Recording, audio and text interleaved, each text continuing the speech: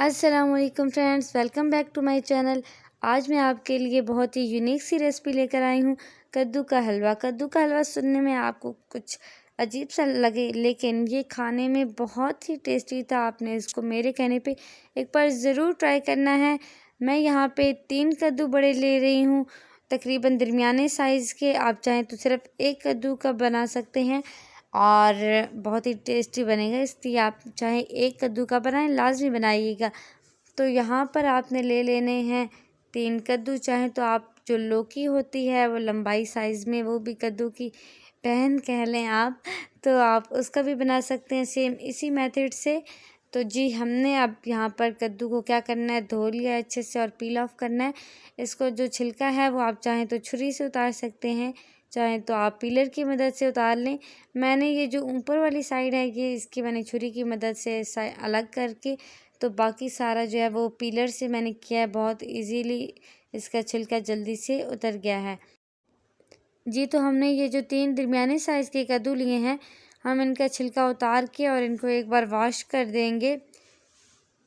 बहुत ही टेस्टी बनेगा। और अब हमने इसको कट कर लेना है दरमियाने साइज़ में। आप इसको कट कर लें। अब हम इसको दरमियान में से कट लगाएंगे, इसके स्मॉल पीसेस कर देंगे। फिर आप चाहें तो इसको बड़े छोटे साइज़ में कट कर सकते हैं, क्योंकि हमने इसको करना है बॉयल। जब हम इसको बॉयल करेंगे तो ये जो छोटे या दरमियाने साइज़ के हमारे पीसेस होंगे वो जल्दी से गल जाएंगे। इससे आपने दरमियाने साइज़ के इसकी कटिंग कर लेनी है ताकि ये अच्छे से गल जाए। और इसके ये जो बीज सख्त आपको नज़र आ रहे हैं ये आपने निकाल लेने हैं इसमें से, क्योंकि ये गलते भी अच्छे से नहीं हैं और जब हमारा हलवा रेडी होता है तो उसमें अच्छी लुक नहीं देते। तो जो नरम बीज हैं वो तो रहने दें, वो तो गल जाएंगे अच्छे से और पता भी नहीं चलेगा, लेकिन जो हमारे पास सख्त बीज हैं वो आपने निकाल लेने हैं। तो ये जी कुछ इस तरह से हम इसको कट लगाएंगे। आप इसको जिस तरह मैं कटिंग कर रही हूँ इस तरह कर लें, छोटे बड़े साइज़ में आपने इसको कट कर लेना है। ये जो मैंने बनाया है 3 कद्दू से हलवा, ये तकरीबन 5 से 6 अफराद इजीली आप उनको सर्व कर सकते हैं। 5 to 6 जो अफराद हैं उनके लिए है ये सर्विंग। यहाँ पर ये जी मैंने अब जो सख्त बीज हैं उनको साइड पे कर लिया है। ये जी एक टोकरी में मैंने इनको कर दिया है। और अब हम प्रेशर कुकर में यहाँ पे लूँगी, आप कोई सा भी पतीला ले लें, उसमें आप बॉयल कर लें। ज़रूरी नहीं है कि आप इसमें करें, बस इतना सा पानी लेना है आपने 2 गिलास, जिसमें आपने इसको बॉयल करना है। क्योंकि ये जो कद्दू हैं ये अपना भी इनका पानी होता है वो रिलीज़ करते हैं, तो आपने ज़्यादा पानी इसमें बिल्कुल भी ऐड नहीं करना।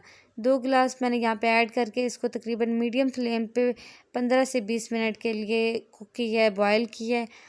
ये जी मैंने अब इसको निकाल लिया है छन्नी की मदद से, जो इसका थोड़ा बहुत वाटर था। और अब मैं इसको हाथों की मदद से थोड़ा सा निचोड़ के जो पानी होगा वो निकाल दूंगी। और दूसरा जो हमारे पास कद्दू बॉयल किया हुआ है वो हमारे पास एक बाउल में आ चुका है। अब आप चाहें तो आप यहाँ पर जूसर मशीन में भी इजीली कर सकते हैं इसको ग्राइंड, ताकि ये बिल्कुल छोटे पीसेस में आ जाए। अगर आपके पास जूसर मशीन भी नहीं है तो आप क्या करें कि एक पतीले में इसको रख के ऊपर से किसी स्पून की मदद से इसको मैश कर दें, तब भी ये अच्छे से हो जाएगा। मेरे पास मशीन थी तो मैंने इसको मशीन में कर लिया। तो जी ये यहाँ पर अच्छे से तकरीबन 2 से 3 मिनट में हो चुका है, बिल्कुल बारीक हो चुका है। अब यहाँ पर ये मेरे पास कद्दू मैश किया हुआ आ चुका है और इसके अलावा 2 कप मैंने शुगर लिया है। अब मैं यहाँ पर मीडियम टू लो फ्लेम पे मैंने इसमें आधा कप पानी ऐड किया और उसमें मैंने 2 कप जो शुगर लिए हैं, मेजरमेंट वाले कप होते हैं जो केक्स में भी हम कप यूज़ करते हैं, वो मैंने यहाँ पर 2 कप लिए हैं। वो कप मैंने लेके और इसमें जो मैंने आधा कप पानी ऐड किया उसमें मैं अच्छे से इसको डिज़ोल्व करूँगी शुगर को।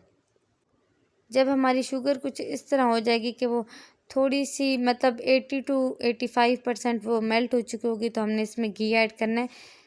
1 सेकेंड कप मैं यहाँ पर देसी घी ऐड कर रही हूँ। आप चाहें तो कुकिंग ऑयल कर सकते हैं या फिर डाल्डा घी वगैरह कोई भी कर लें। तो यहाँ पर मैंने इसमें जब 85% शुगर जो है ना वो मेल्ट हो चुकी थी, तो कुक हो गई, मैंने उसमें ये घी ऐड कर दिया। और अब मैं इसको बबल्स आने तक पकाऊंगी। जैसे कि आपको नज़र आ रहे हैं, आप बबल्स बन रहे हैं शुगर में और घी ऊपर से नज़र आ रहा है आपको। तो ये अच्छे से बबल्स बनेंगे। आप तकरीबन इसको 4 से 5 मिनट यहाँ पे कुक करते रहें। जब ये कुछ इस कंडीशन में आ जाए तो फिर आपने इसमें कद्दू जो आपने मशीन में अच्छे से बारीक किए थे, मैश किए थे, वो आपने इसमें ऐड कर देना है। ये जी मैंने ऐड किया और मिक्स किया। फिर जो बाकी बचा है वो भी मैंने इसमें ऐड कर दिया सारा।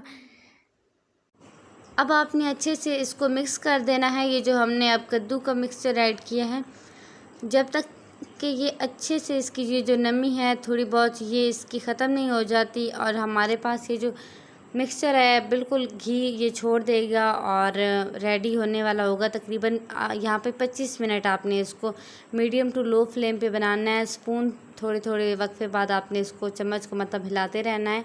आपको खुद ये अंदाज़ा हो जाएगा जब ये रेडी होने वाला होगा। यहाँ पे आपने लो फ्लेम पे 1 टेबल स्पून घी को ऐड करके उसमें आपने किशमिश ऐड करने और तकरीबन 1 मिनट आपने सिर्फ इसको फ्राई करना है। उसके बाद आपने फ्लेम ऑफ कर देनी है और बादाम जो है वो 30 सेकंड के लिए इसके ऊपर फ्राई कर देना है। ये जो गरम पैन है, अच्छे से दोनों चीज़ों को मिक्स करके अब आप इसको ये जो हलवा आपका रेडी हो रहा है इसमें आप ऐड कर दें।